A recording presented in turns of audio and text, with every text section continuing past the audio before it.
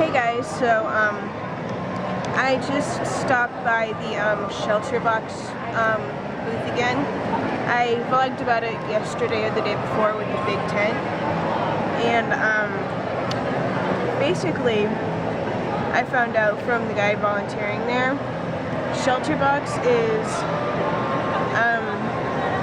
a charity that provides the tent shelters and these boxes with some food, first aid, some cooking stuff, and whatnot to people in domestic crisis, like in like Hurricane Katrina, like Hurricane Katrina and tsunami and things of that nature, and just helping people out. So it predominantly runs off of volunteers and primarily donations. So if you want to learn more about Shelterbox, go to shelterboxusa.org if it'll focus. So yeah, it's pretty awesome. I just donated like 20 bucks, so yeah. And yeah, I forget what I was gonna say. It came to my head and I lost it. So yeah. So I just bought this bracelet that says the world is not a wish granting factory, and then I got the disaster relief shelterbox.usa.org bracelet, and yesterday I bought this Star Won't Go Out bracelet, so I'm excited about that. And I also just got this new ribbon just now that says Midnight House Elves Geek from when I bought the blue one. So yeah, ribbons are awesome. So and there's a lot of people that have like these ribbons that are all the way down to the floor. I think the ribbons are awesome, but I'm not quite that into getting the ribbons, but they're still cool. And I just woke up, and you just woke up, and we're here at Licky Con. Yes, we are. Thank y'all for coming out. Welcome to Saturday morning, ladies and gentlemen. I'm going to be your host for this evening. My name is Ashley Harrell. I'm just going to play for as long as I want, and when I run out of material, then that'll be it. So until tomorrow. No, I'm just kidding. I'm not ready. Actually, my voice will probably go before then.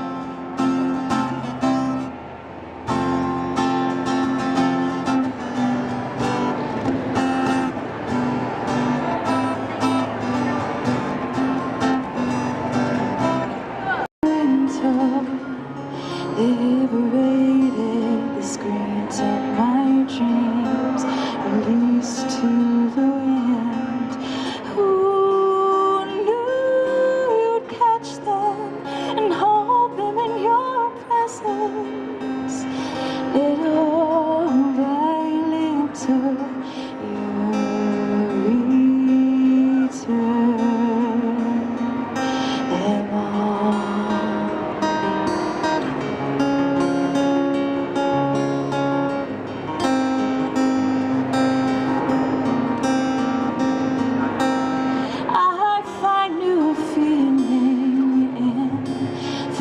Songs changed by perception, understood and knew. And I thought that I knew everything, but I didn't know myself.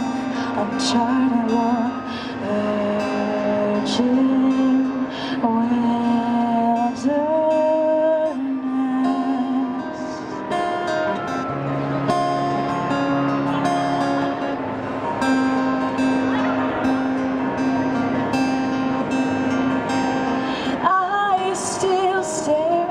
Stars, infinity, their power so strong, it scares you, I know. The unknown needn't bring fear, but bring you closer to me. The vast galaxy, an infinite. 'Cause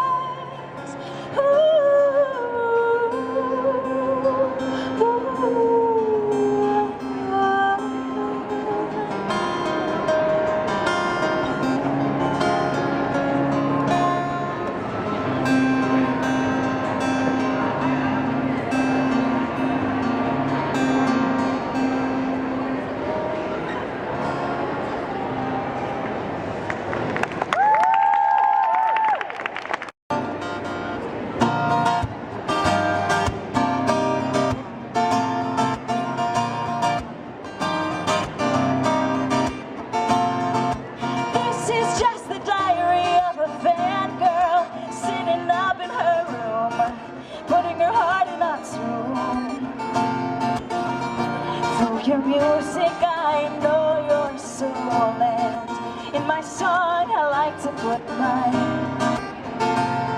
So take a listen and you will find that they are just like. But this is just the diary of a fangirl, eluding reality, challenging a possibility. Oh, and when we meet at Leaky Connie, you'll tell me that the cover I did of your song was the best damn thing that you ever done heard. And my eyes are as big as the moon, and come to think of it, my body is true. There's something about me that you can't resist. It wouldn't be rude to ask for a kiss. And oh my gosh, we're leaving soon. Let's go upstairs and go back to your room. But this is just the diary of a fangirl who liked to live in this song, who's writing an art of fan fiction.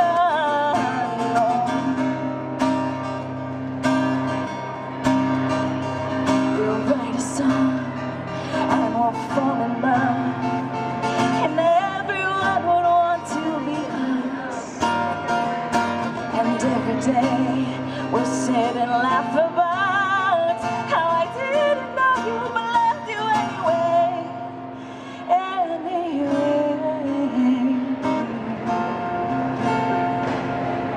This is just the diary of a fangirl who hates the word but accepts it for what it's worth. Yeah. 'Cause she's just another in his line of faceless females who will take whatever they can find.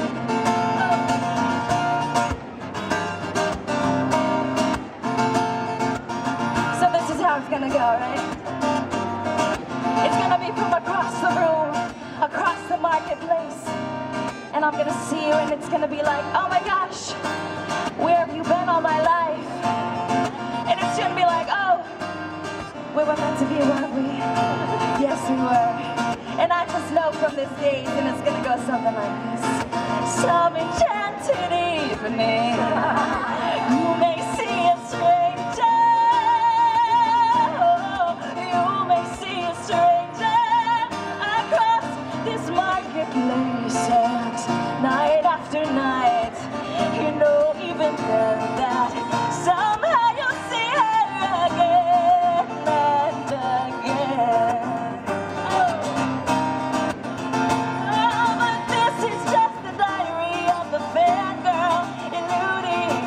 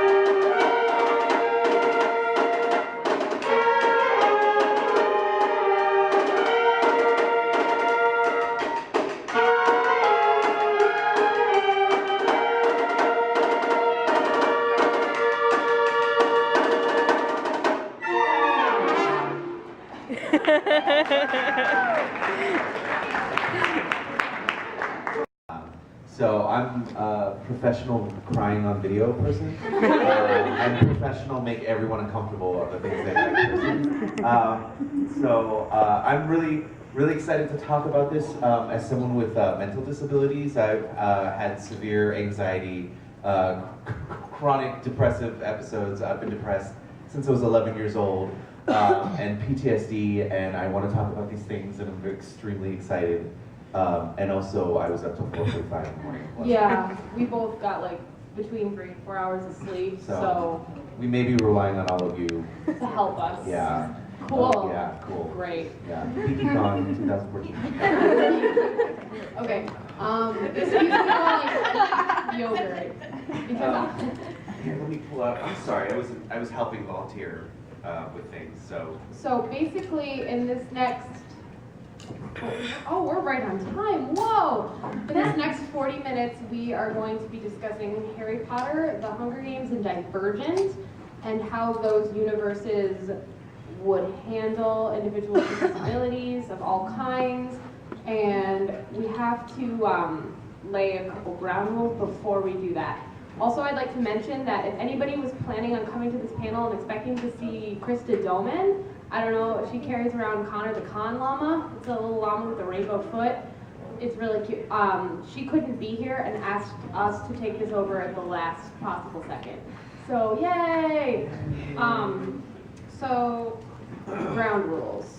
Let me also add to that this most of the work on the organization of this panel and the research, she did all of the initial work. This is sort of her baby. And we're both friends with her, and she trusted us with running this. So we're very, very, very thankful to have her include us. She has been in and out and around the con. She can't stay for long periods of time. So if you see her, please thank her for this, because this is all her. I need to move this so I can not be leaning that way, because it's really uncomfortable. Okay, so some basic rules. Please be respectful. Everyone at this convention, for the most part, has been amazing. I really have only run into like one major issue, and it didn't even involve me. It was just one of my friends had a thing. So just please be respectful. You know, the golden rule, that's what we're following here. We ask that one person speak at a time. We'll probably raise hands to do that. And I'm going to be very frank and say that if there's any kind of hate speech, any kind of slur, anything that happens, you will be asked to leave and not be allowed back in here or to any of our other panels that we have today. So thank you. On that note, yay! Okay. So another thing, if you went to my Career After the Magi panel, one of the things I set as sort of a ground rule as well is that when we're talking about these different things is to understand what is subtext, what is a headcanon, versus what is actually in the text. While we will open it for questions to sort of any YA universe, both book and movie, the three that we're focusing on, most of the stuff that we're going to be talking about is whether or not the subtext of a text actually counts as representation. When we are able to read disability narratives in Harry Potter or Divergent or The Hunger Games, does that necessarily count if we have to read into it instead of it being outright confirmed? So where do we see subtext in the series? Everywhere. It's all over the place. Harry Potter is one giant book full of all kinds of subtext. Some of it is really obvious, some of it is not, but I'm thinking of obvious examples like the Longbottoms, Remus Lupin, who else? My brain's slow this morning. I read Order of the Phoenix as Harry dealing with extreme PTSD. Which is one of the things where I understand that people have a hard time reading that book, and they talk about how it's angst Harry, and he's too angry, and I'm like, he just went through one of the most horrific things imaginable, and the fallout from that trauma often presents itself, and as someone who's gone through and has PTSD, so you can't sometimes control it or not aware of how you are reacting to that, and especially given that Harry has no. I would say the wizards in general seem to have nothing in place for any sort of like mental safety net for anyone who has mental disabilities or is dealing with these extreme issues. It's just you can sort of talk to Dumbledore, but JK, he's manipulating you. For more on that, join us in an hour. Yeah. who else? I would say, yeah. Gilderoy Lockhart. Gilderoy Lockhart. Oh, yeah. Yeah, which is also played as a joke. So even though that is canon, there is a canon disability there. We're meant to laugh at it at the end. Moody? Not I Moody? Oh, Yeah. yeah. Oh, Yeah, yes. Ginny. That's a good one. I That's a never really think good of one. that one. You rock. It's a good one. Neither does Harry.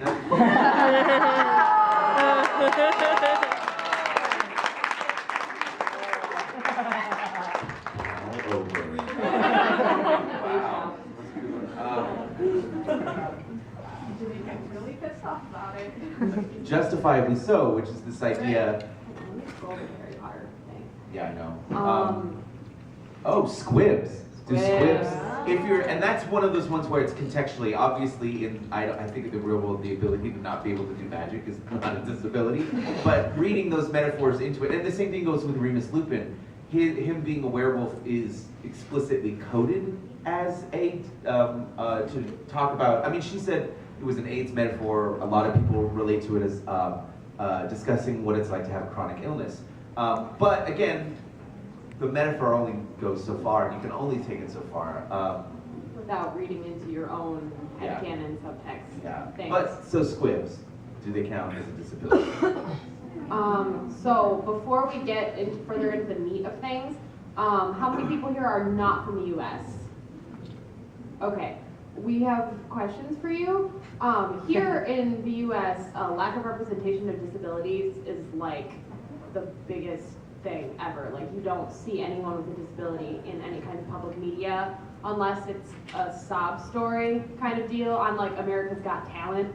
Like one of those things that's supposed to make you feel bad for someone so you vote for them. Like, so outside of the U.S., is that a thing? Like, what does representation look like? Canada sucks too. Well, Canada, our media is U.S. media. So Yeah. Anybody from Europe or Asia or anywhere that's not I'm North from America? Belgium, but I don't really watch Belgian TV, so I have no idea. Is there anyone else in the back? Yes. England's kind of the same. England's kind of the same. Yeah. Ireland's the same too. They're kind of shown the way. Okay. Cool. Well, and that was important because LeakyCon is such an international convention, and we didn't want to make this like U.S. only, everyone leave. I mean, that is an American thing. We're not gonna do that. Yeah, and so what I imagine is we see a lot of the same patterns of how disability is represented in media. You mentioned the sob story. We also have, I think a lot of times you get, what were we talking about yesterday? Oh, extremely horribly poor representation of mental asylums. It is, and I don't know if this is a thing in other countries. In America, I can't count how many shows show what that universe, and everything is a stereotype. They don't ever delve. I think you can see some of that even in Harry Potter, in terms of like the idea that these places that people go for therapy and for treatment are full of walking jokes. Look at all this weirdness over here. This person talks to themselves. Everybody looks like the girl from The Ring with the giant nightgown and the like natted black hair, and everything's awful. And that's something you see. In the episodes of Buffy that have it. In the episode I just recently an episode of Supernatural that had it. And it's one of those things where once you sort of see it, you can't unsee how these worlds. And for me, what it is it's extremely lazy writing, because a lot of these properties you can create this incredibly intense world building. Like how I like to put it is you can research dragons for 10 days. But you can't research someone who has a fucking disability for like 5 seconds, like, you know, and it's one of those things where all it is let's rely on visual markers that make you be like, oh, everyone here is a million ableist slurs, and that's all, and you have it, there's your environment, and you don't have to think about it anymore. Also the miraculous healing thing. Oh, that's. We're getting into that within the verses of this. The other one is like feel bad for so-and-so's parents. Oh my Because- god. Oh, my mom has old hate that. I have, I'm so angry. She's like, Yeah. as far as words that are safe in here, every swear word that's not. So I just got out of a panel called called Disabilities in Fiction or Books. I forget exactly what it was called, but it was really interesting, and we discussed how in Harry Potter, Divergent, and The Hunger Games there was different, how some characters represented different mental disabilities, and asked and discussed why maybe there weren't certain types of disabilities such as physical disabilities and whatnot. But it was really interesting, and it's definitely a topic that I'm thinking about making an entirely separate video on once I get home, but we'll see. And I got a couple more. I got another ribbon that says Protego Equality. So yeah, I'm really excited about that. I'm gonna head into another panel, Quidditch, a history. So yeah, I'm really excited about that one. I'm actually in the fandom history panel, which words are not happening today. So focus, yep, fandom, a history. So that's what I'm gonna be watching now. So I was able to get a picture with a guy that's cosplaying as Gilderoy Lockhart, and he was pretty cool, totally in character, which was hysterical. He had a mirror and the book that Gilderoy Lockhart's supposed to have written, so that was cool. I also want to try and get a picture with one of the guys who's cosplaying as Snape. There's two different guys cosplaying as Snape, and there's a guy cosplaying as Mad-Eye Moody, and then a woman who's cosplaying as Professor McGonagall. Totally left my head. And there's one woman who's cosplaying as, I haven't seen her dress up in a couple days, but she dresses up as Bellatrix Lestrange. Do not ask me why I totally blanked on that name, but I did. I actually had to look it up because I knew if I saw the name I would remember. So yeah, anyway, there's a woman who cosplays as Bellatrix Lestrange, and she looks almost exactly like the actor. I'm not even kidding. She, the hair, the costume, the everything, the makeup is right on. So those are the people I want pictures with. Although Bellatrix I haven't seen dress up in a couple days, so yeah. All these people dressed up as their cosplay characters when we went to Universal, and it's just I cannot imagine how hot they must have been in their costumes, so yeah. Well, it's that point in the day, it's about 3, and I'm kind of at the point where I'm peopled out, and I'm shopped out. I didn't do that much shopping today, but yeah. I'm gonna go back to my room for a bit, and I think I'm probably just gonna read, so yeah, that's what's going on right now. And they're setting up an AADE conference right now, which is American Association of Diabetic Educators, which is interesting, next to LeakyCon. And then there's also a beauty pageant going on with little kids, and then there's some church conference going on. Random combination of stuff.